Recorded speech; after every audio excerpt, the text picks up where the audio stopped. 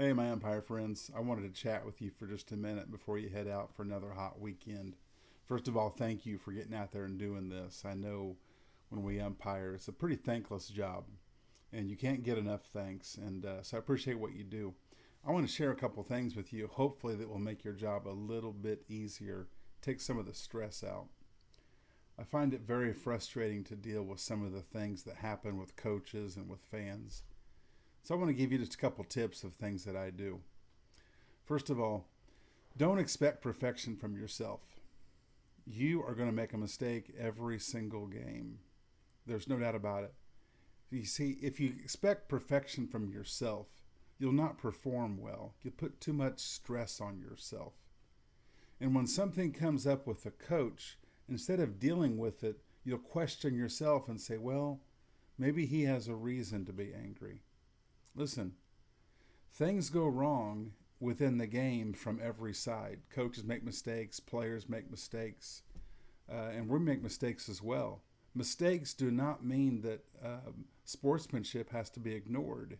So don't expect perfection from yourself before you deal with unsportsmanlike behavior. That's the first thing I would say. Secondly, don't expect people to agree with you. It's not going to happen. If you expect people to agree with you, you're going to get disappointed time and time again, and you'll probably get offended. How dare they think I missed that call? There's no room for that. There is no room for that. We cannot afford to be offended. You need to realize that in a game of any consequence, people are just going to get upset. They're going to disagree. That's okay. Big deal. We are looking at it very objectively. It doesn't matter to us if it's safe or out, ball or strike. But to them, they have something on the line. And sure, they're probably going to be overboard sometimes. Sure, they don't see things clearly. Because what they saw was their son sliding into the base. We just saw, did the tag happen before the touch of the base?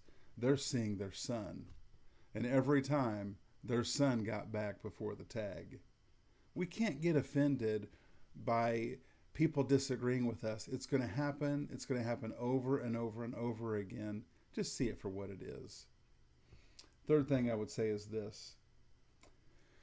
Realize that if you get angry a lot on the ball field, that is evidence that you're not a very good game manager. Now, please don't get offended at me. I'm not trying to hurt your feelings. I just want to reveal something, help you realize something.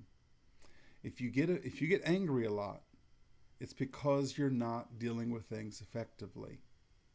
If someone is misbehaving and being unsportsmanlike, a coach is saying something you shouldn't say, why get angry about it? Just do something about it. If you're getting angry, you've already missed your chance at managing the game. Last thing I'll say is this. Hold people accountable to sportsmanship. People do not have to agree with you.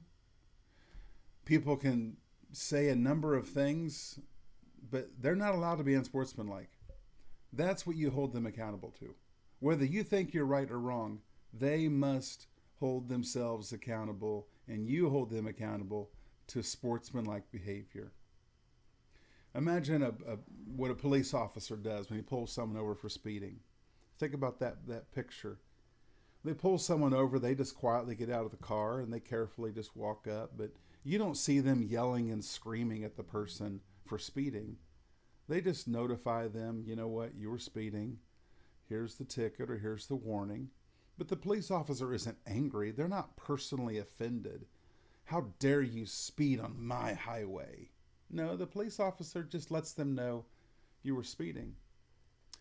If you eject a coach because you're mad, you didn't manage the experience very well. When you eject a coach, you're simply the person notifying them that they were speeding.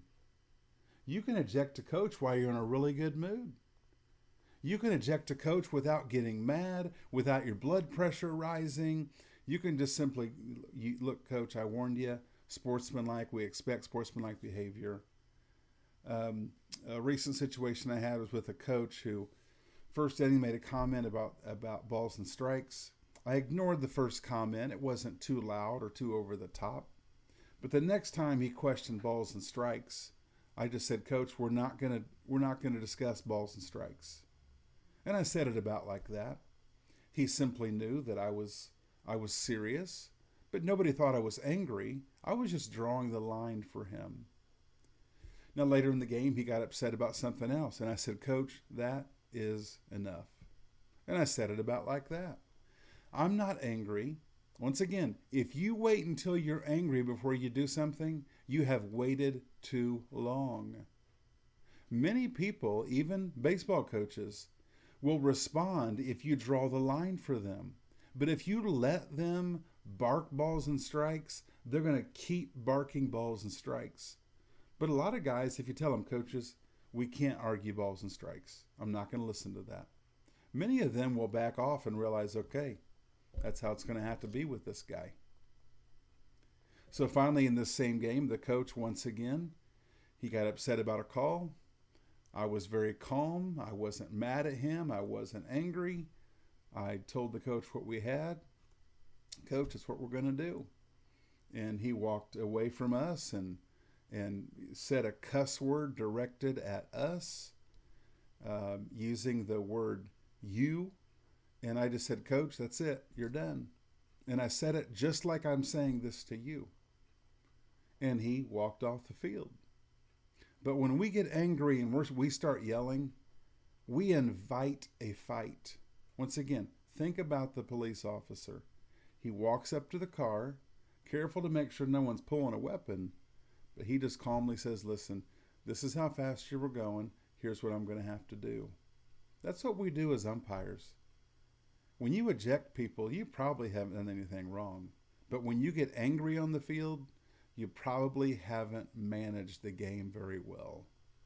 Now, last piece of advice I would give to you.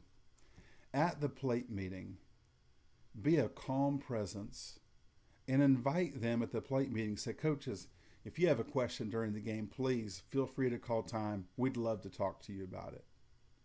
We want them to feel welcome to question us. That's a very manly thing to do. It's great leadership. We shouldn't be offended if someone questions us. Make it feel like you want them to question you. People respect that. When we umpire, we can't have a chip on our shoulder. We can't be, oh, no one can dare question me. Actually, well, I like to say at the plate meeting, hey, coaches, if you think we missed something, please call time. And we'll try to convince you of what you got wrong, or maybe you can convince us of what we messed up. Either way, we'll keep playing baseball as best we can. Invite coaches to call time. Let them know. Come talk to us. Listen, guys, thank you for what you do. I know umpiring is hot. You don't get the thanks that you deserve. Sometimes you call great games and you get booed off the field. Other times you call a horrible game and people pat you on the back. I want to thank you for what you do. Thanks for going out there this weekend. Have a great time, guys.